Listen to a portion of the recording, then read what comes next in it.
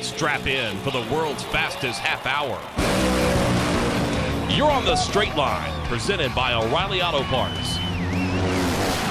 And brought to you by Hercules Tires.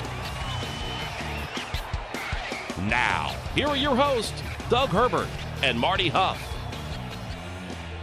This is the Straight Line on Drag Racing. Thanks for stopping by our half-hour horsepower. I appreciate you being with us. All ladies all the time today on the Straight Line. Funny car victor at Atlanta.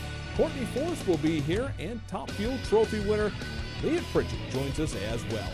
We're in the beans and set to launch another edition of the Straight Line. Wherever you may be, coast to coast, around the world, this is the Straight Line on Drag Racing at MRN.com.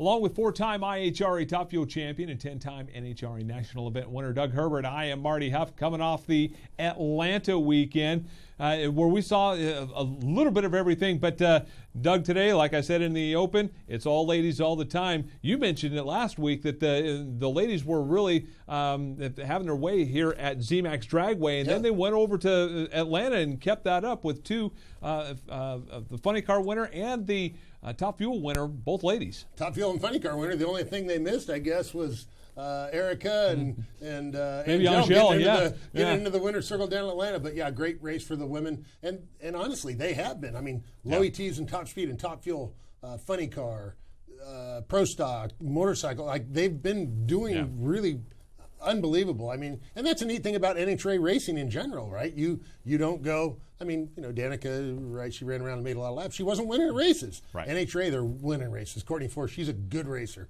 Eric Enders is a good racer. Leah Pritchett's a good racer, and it shows. I mean, they're winning races, and you know, they've got great performance. Yep. And the last time that we talked to Vincent Nobile, he was on this program and said, well, basically, you know, we're going to run a part-time schedule this year, and we're probably not going to make it over to Houston, and probably won't make it out east, and none of that happened. Here he goes. He wins at Las Vegas, goes back to Houston. He told us he wasn't going to Houston, and then goes to Atlanta and wins the whole thing. So obviously they got the winning bug and decided, that would be enough of the sitting at home being part-time folks. Right. Vincent Nobile winning 2 out of the 7, first 7 races. Pretty incredible. I mean, a couple other things I thought were notable. Blake Alexander, first time ever Top Fuel finalist down in Atlanta. That's neat to see. He's a neat kid. He's been around for a long time.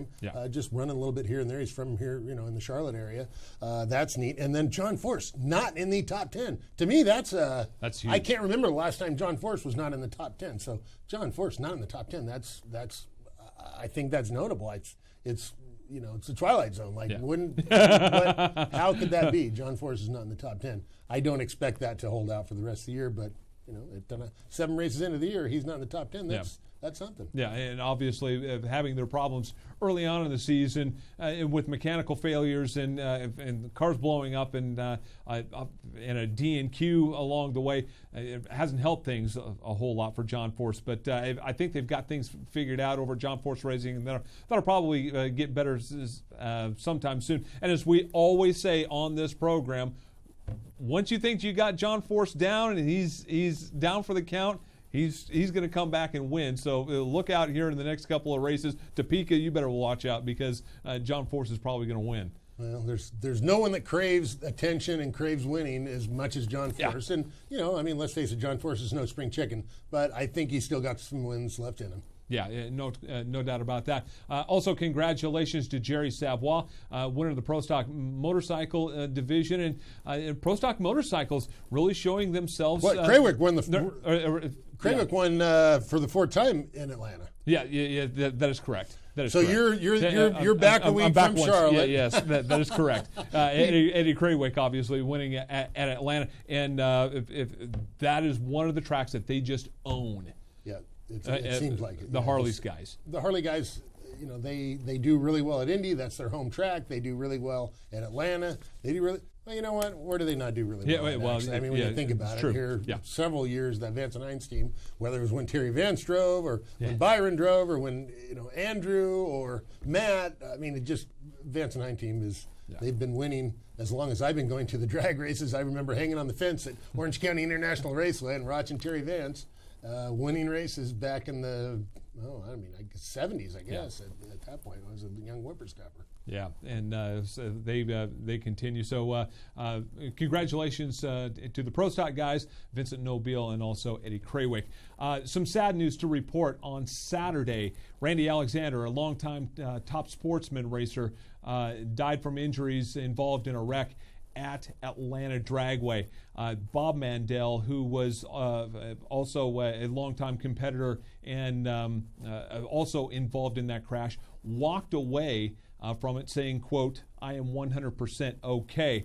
Ironically, Robert Mandel, Bob Mandel's father, went on to win Top Sportsman the next day and dedicated the win to the fallen Randy Alexander, who was 66 years old.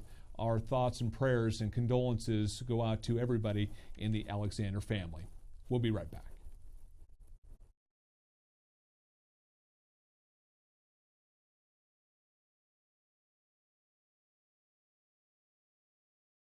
Kyle Petty here. My friends at Click and Close, the official mortgage provider of NASCAR, have stepped up this year to support Victory Junction through the fastest lap of the race program on NASCAR radio. So join our team. Go to clickandclose.com/NASCAR today to donate $43 or more and help us give the gift of camp to children with serious medical conditions. That's clickandclose.com/NASCAR and just look for the Victory Junction logo. Thanks to Click and Close and NASCAR Radio for their support this season. Race fans, you may not wear a fire suit when you get behind the wheel of your car, but getting back on the road fast is still important. That's why there's AAA, the nation's leading roadside assistance provider. With more than 50,000 service vehicles nationwide, it's no wonder they get to you 15 minutes faster than other roadside service providers. Think of them as the pit crew that goes everywhere with you, 24/7, 365. Keep you and your car on track with AAA. Visit AAA.com/racefan. 15-minute faster arrival time is an average based on 2013 to 2016 AAA U.S. market track national surveys. The NHRA Mellow Yellow Drag Racing Series, the world's fastest motorsport, is returning to Chicago. 339 miles an hour. NHRA's best top fuel dragster and funny car drivers are ready to face off at the Route 66 NHRA Nationals, May 31st through June 3rd at Route 66 Raceway in Joliet. General admission and reserve tickets are available for Friday Night on Fire, All-Star Saturday, and Championship Sunday. Get tickets early and save at Route66Raceway.com. Ignite your senses. It's The Straight Line, brought to you by O'Reilly Auto Parts. Now, once again, here's Marty Hough.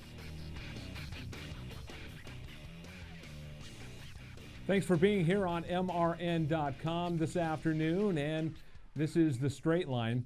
Now, as is the case on many occasions as we get to talk to race car drivers from all walks of life and all over the country, and sometimes we can't get schedules to match up right. So a couple of days ago we had the opportunity to catch up with Courtney Force, and she is on the telephone with us right now. Driver of the Advanced Auto Parts Chevy Camaro for John Force Racing and winner of the funny car category at Atlanta Dragway. Courtney Force, thanks for being here. We really appreciate it, and congratulations on that win.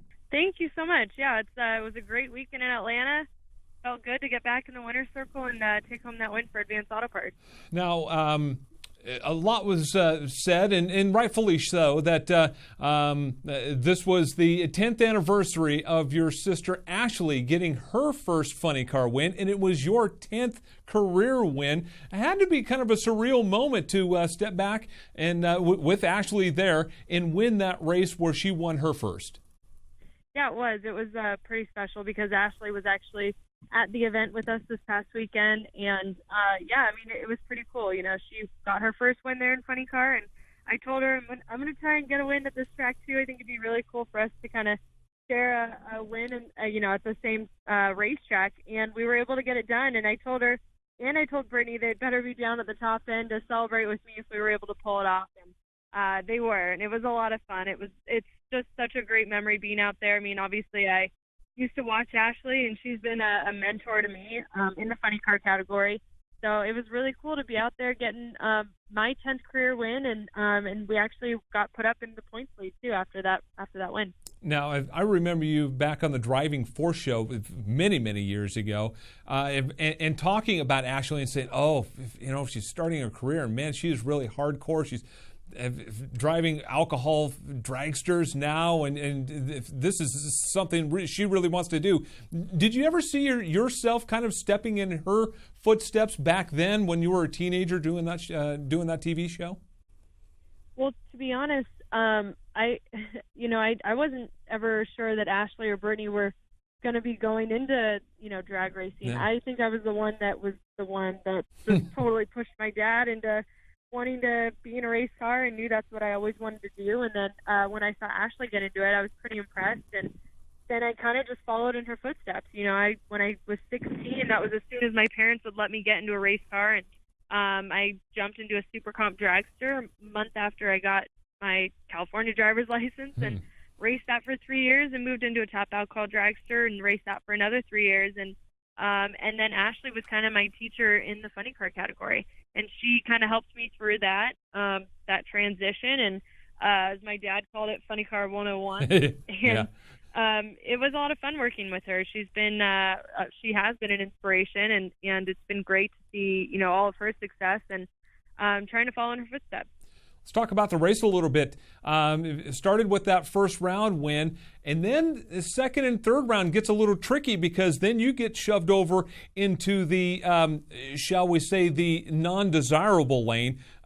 Both lanes pretty much sucked, but the right lane was just a little less sucky than the other one. You had to go down that in second and third rounds and actually got wins out of that.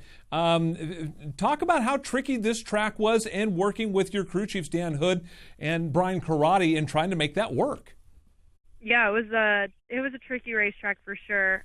We had, obviously, being number one qualifier, we had lane choice in the first round and struggled a little bit. We obviously lost lane choice going into the second round and the semis and got put over there in that left lane. And, there's a bump over in that lane, and it was hard for some of these teams to figure out how to get over it. We like to call it the ski jump that we were getting over. And honestly, it's Brian Karate and Dan Hood. They had it figured out. And, every time we went over it, I felt like we kept dropping a cylinder that would slow us down a little bit, but we got away with it in the second round. Got put back over there for the semis. It actually didn't drop a hole when we went over that ski jump in the semis, and we're able to hang on for a win. And then we're able to get lane choice going into the final round. So, I mean, it was tricky for sure. I had to be very, very careful driving that car because any sudden movement was really obviously going to kind of throw the car off, and it didn't want to make a perfect run down there, and especially when there's a bump, if you have any sort of movement over that bump, it's just going to try to go up in tire smoke and drop a cylinder, and we were able to avoid that problem. So it was a great day. We did well, working together as a team, and we're able to get into that final round with lane choice, and we're able to take home that win. Mentioned Brian Karate as coming over from DSR from Antron Brown's team. It looks like he's really made a difference in your team working with your brother-in-law, Dan Hood. Yeah, well, I mean, last season we had a lot of number one qualifiers, so we had a really good car, but, we struggled a little bit on race day finding the consistency throughout the whole day, and stumbled a little bit in the first round, and it would knock us out early. And I feel like Dan Hood and Ronnie Thompson. Ronnie Thompson was on my car last year, but yes. Yeah, we had a lot of number one qualifiers with him. But no, with Brian Karate on board, it's been a lot of fun. Him and Danny both actually knew each other for quite some time. Danny was working on Mike Ashley's team alongside Brian Karate years ago, before he even met my sister Ashley. So they worked together. He's always talks about Brian Karate as being like family to him, and so it kind of worked out. It was great to have him over, and they work so well together. Obviously, we can communicate very easily because we all feel like we know each other so well. So it's been just a really great connection with our entire team. Everybody really works well together, so it's been a lot of fun, and he does a great job. As you mentioned, it is the month of May, but still with the points lead, it's early on in the season, but still something to keep your head high. That it's been a pretty trying season for everybody out on the NHRA trail, and you coming into the points lead is got to make you very confident. It does. I mean, it's been an up and down season really for everyone, but it's been a great start, I think, for Advanced Auto Parts team, and I'm just really proud of my guys. They've done such a great job in karate and hood, just giving me a good race car and giving us all the confidence to get down that track. And we've had some tricky racetracks, but I just have a lot of faith in my team, and they've done such a great job. So it's, there's been some ups and downs. There's a lot of tough competition out there and a lot of great drivers and teams that we're going up against. But, it feels good to be in the top spot. It was a great day. We ended up having to face Matt Hagan in the final round yesterday, or not yesterday, 2 days ago, but it ended up being in our favor, and I'm just thankful that we were able to pick up that win in Atlanta, go to the top spot, and hopefully we can keep the momentum going over into Topeka and throughout the summer, because we'd love to end up, obviously, at the end of the season with that championship trophy. You mentioned Topeka, and that's a kind of a special place for you, where you got the 100th national event win for women. That's going to put a smile on your face every time you walk into those gates at Topeka. It does. It's such a special memory at that track. I was actually number one qualifier the day before with my sister Brittany, so that was huge. I think it was the first time two females had ever qualified in the number one position on the same day in the two pro classes. So it's just a great track. I love going back there. The fans are always great, and then to know that we took home 2 Wallies that day for really the women out there was pretty special. For getting the 100th win for all the women that have raced and won races before me, it was a big day. It was really cool to be able to kind of get that number 100 and really celebrate women out there.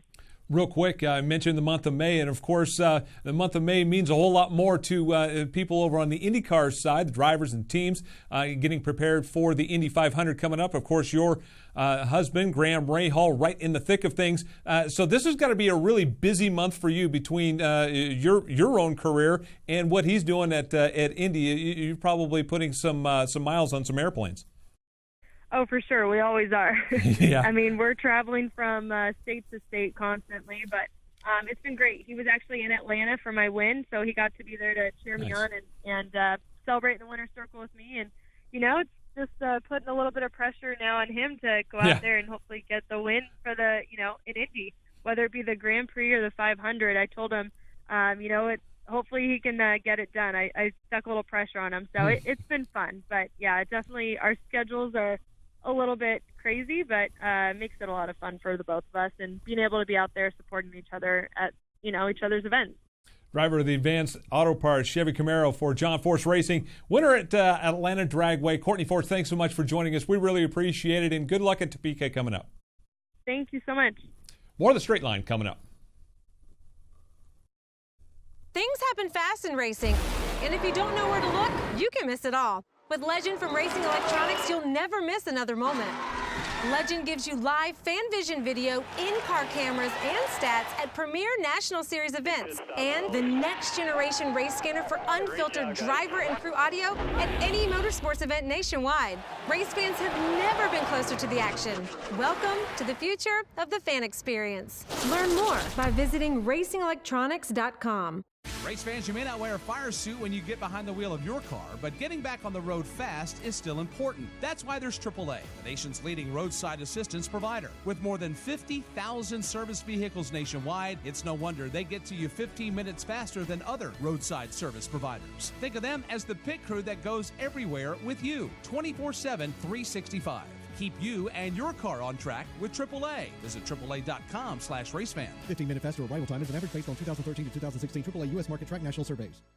Join MRN as we travel through the life of NASCAR's most popular driver, Dale Earnhardt Jr. Dale Earnhardt Jr. comes back to the Daytona International Speedway, leading the pack. I won races that I never thought I'd win. From growing up under the Earnhardt name to super speedway wins to Whiskey River, we dive into everything Dale Jr. He's Rain Man for NASCAR history. We weren't the typical family that got to sit down to dinner together. Tune in to Junior's Journey, available on iTunes for download only on the Motor Racing Network. Welcome back to The Straight Line, brought to you by O'Reilly Auto Parts. Here's more with Marty Hough and Doug Herbert. Thanks for being here on a Thursday afternoon. It is The Straight Line on MRN.com.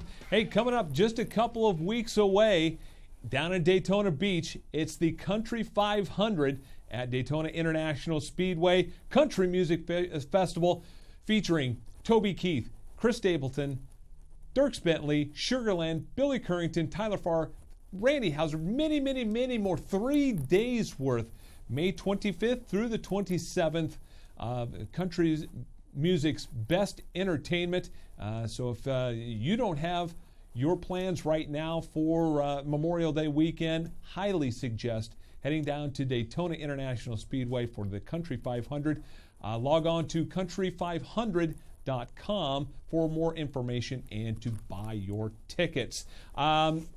Big thanks to O'Reilly Auto Parts for sponsoring us here for many, many years on The Straight Line. And this segment is theirs, called Red Light, Green Light. And this week, it's a little bit of both because we're kind of on both sides of the lanes, shall we say. NHRA here over the last, since about Gainesville, has changed basically the way that they prep the tracks. They've cut the VHT, which is the sticky stuff that goes down onto the tracks, by about 10%. And from what I've heard, they're also not going as far down the track, and it's kind of affected the racing. And so far, we're seeing lower speeds. We're seeing cars that are having trouble getting down the track, which is a bit of a problem. I think the speeds, the overall top speeds have been about the same, but they haven't been as consistent. Yes. At the night sessions when the track is really good, it's fine. When the day session, when the track is not as good, the track prep is much more important.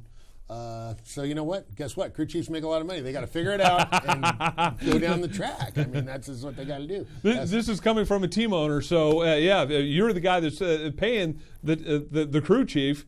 You want to go down to the race. You want to go down the racetrack. So yeah, I get what you're saying. Well, they've got all the the traction devices. They can go down there and measure the coefficient of friction on the racetrack every 50 feet or so. Yeah. So they know at every point on the racetrack what the amount of traction that's available, and they can tune the car to that. There's so much data available now to all the top fuel teams. I don't think it's an issue.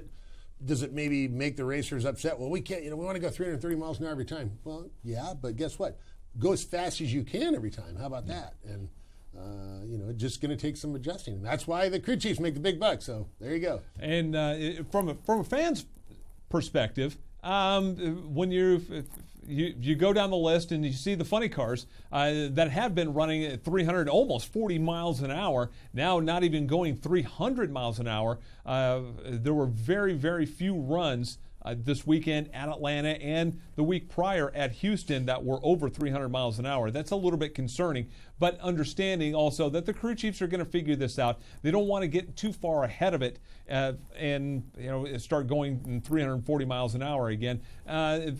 Goodyear's not really hip to that, and also the tracks, NHRA, don't want them going really that fast, but also not going 300 miles an hour is a little bit of a problem. So if there's two ends of the spectrum on this, it'll be really interesting to find out what happens at Topeka this weekend, because over the last 2 years, if you remember, they've been setting records left and right. So if they aren't going down the track like rocket ships, you may see some people start to really grumble about that. But also we've also seen in Topeka sometimes it's 95. It could be 95. It could be 55. Who knows? Well, the hottest race that I've ever been at in my life was in Topeka, Kansas, and it's, the pavement was over 140 degrees. So Topeka can be really, really hot. And then I won the race there in 1999, and it was mine shaft conditions, like fast, unbelievably fast. So Topeka can go either way. Yeah. You just never know what you're going to get in Topeka. Yep, and I was there. It wasn't even for a drag race. It was for a truck race and a road course race, and it was one of the hottest weekends, the hottest weekend that I can ever remember being at. Takes all the fun out of it. It really does. And so we're hoping for some cooler temperatures when we go to Topeka here in a couple of weeks. When we return, we'll wrap up another great edition of the show.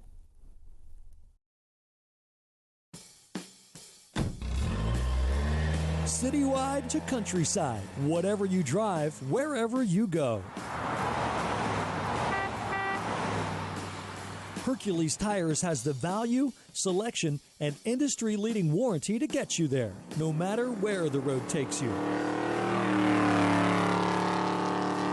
To learn more, visit HerculesTire.com. Hercules Tires, ride on our strength. The Country 500 Music Festival is back at Daytona International Speedway. How do you like me, with Toby Keith, Chris Stapleton, Dirks Bentley,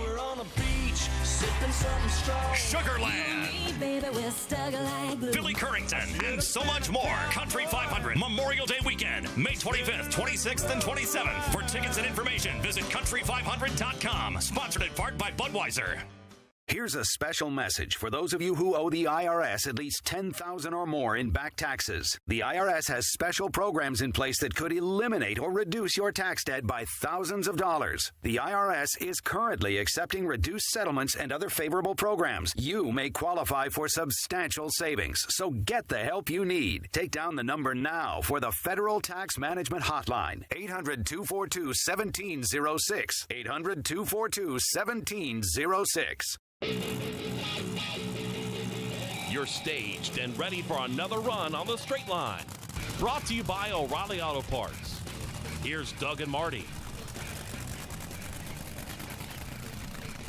Big thanks to everyone that joins us on the straight line. And our guests come via the Racing Electronics hotline. For 30 years, Racing Electronics has been the #1 choice for racing scanners, headphones, and the popular FanVision handheld unit. Check out all of our great new products online at racingelectronics.com. Great stuff, Racing Electronics. I'll throw in, they help brakes, all of our brakes charity. We have 25 instructors on site at all of our different brakes events around the country, that a lot of times 2 places at one weekend. Yeah. And Racing Electronics has been helping us, communicate, kind of orchestrate all these different aspects that goes on at our locations as well. So, yeah, kudos for Racing Electronics. Those guys do a great job. And speaking of which, I'm sure you've got some classes coming up. We've got, we had this last weekend in Raleigh, North Carolina. We were at the State Trooper Training Center. May's a little bit. We don't do the stuff here in Charlotte because of all the racing that goes on here in Charlotte in May. Makes it a little bit difficult to have classes here in Charlotte, but we've got classes out in California. We've got them all different places around the country. So we're on it this year. We've added some new locations. We're going to Topeka. We were just talking about Topeka. We're going to Topeka for the first time. We're going to be Kansas City, back at the Kansas City Speedway. Back in Chicago, we're going to go to the Juliet, to the Route 66 Raceway. So a lot of the same places, a lot of new places. So we're going to keep expanding, and 40-something weekends of programming around the country again this year. Crazy. For schedules, where do they go? So to learn more about Put on the Brakes, what we're doing, go to putonthebrakes.org and check that out. If you've got a teenage driver, anywhere between 15 to 20 years old, basically an inexperienced driver, come out. Brakes is really a performance driving experience that focuses on safety. It's a great experience for the teenage driver and for the parent, because we're going to put parents behind the wheel. Where do kids learn their bad habits? From their parents. From their folks. We're going to help the parents be better teachers as well. We were talking during the break. Leah Pritchett, the first winner for DSR since she won back at Brainerd. That was been 9 months ago. That is crazy. I mean, 9 months is a long time. We all know what can happen in 9 months. That is crazy. And for a DSR car to not win in that period of time that's kind of incredible, really, when you think about it, right? It was Schumacher, Antron.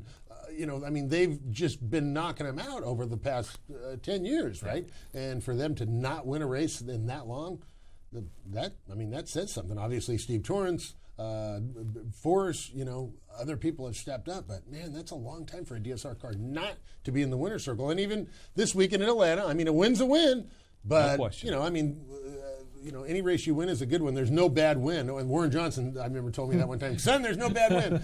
So that's a fact. Yeah. But, she, we'll just say, she didn't knock him dead on race day. She went down there. She went down the track. She got down there. Reaction times were mediocre. But at the end of the day, a win is a win. The first win for Don Schumacher Racing in some time, That's a good one. Yeah, and sometimes it just takes that one win to kind of get you back, Right. and get your mojo back. But obviously, something over at Don Schumacher Racing hasn't been quite skosh because, like I said, it's been since Brainerd last year, August of 2017, since they won. Antron Brown won the week before that at Seattle. So, and they've got some shakeups over at Schumacher's, right? Brian Karate left Schumacher's to go over to John Force Racing. Coincidentally, on our other interview, Courtney Force, and guess what? They're in the winner's circle. So you got to wonder what's going on there. I mean, but Antron Brown at the same time. Mark Oswald's there. He's been there for a long time. They're still plenty capable of winning. And then Mike Neff that left Forces to go over and be Tony Schumacher's crew chief. Mike Neff knows how to win. So no question. I don't think there's any problem about that car being back in the winner's circle sometime soon. But, they just they got to get that momentum back up. Maybe this win is what they need this past weekend to get them back where they want to be. You mentioned Mike Neff, a really smart guy, one of the smartest guys down in the pits, but it's been a while since he's tuned on a dragster. And he's coming over to a new situation. How tough is that for him to jump over from a different division and be with a new organization all at the same time? Well, I think it's always tough. And for years, we've always said the Top Fuel guys go to run a funny car. And it seems like they just hit it right off. When the funny car guys go to run a Top Fuel car, it takes a little bit of time. I don't know why that is. But Mike Neff started racing with Larry Miner. We're not talking about yesterday. I mean, Mike Neff has been at the drag races for a long time, and I don't think it's any secret. I might have said it on the show. Like, if I was going to go hire somebody to run my Top Fuel car, Mike Neff would be one of the first people that I would call. Like, I think he's that capable, but he's also just a good guy. Like, he's a great guy, a good guy to get along with, to talk to, reasonable. I'm guessing that Mike Neff didn't go over to Schumacher's and say, we need to change everything. It's got to be my way. That's it. That's not the kind of guy Mike is. Mike goes in there and will look at everything they have and say, this is great. This I'm not so sure about. We'll try and work with it. Let's give this a little bit of time. And when the countdown comes along, we're going to have this thing running right. Knowing Mike Neff a little bit, I would guess that would be the way that he would want to do things, because obviously they didn't have a bad program before. So, Mike just got to go in there and bring his experience, and he's not really bringing a tune-up. They already had a tune-up. He's fine-tuning what they have and getting back in the winner's circle. That's why Don Schumacher brought him. Yeah, and no doubt about it, the Army team will be back, and they'll be back and competitive and winning races really, really soon. I want to thank everybody that is involved in this week's show. Thank you very much, Doug Herbert, also Jen Cochran and Daryl Smith. I'm Marty Hough. We will talk to you next week right here on The Straight Line.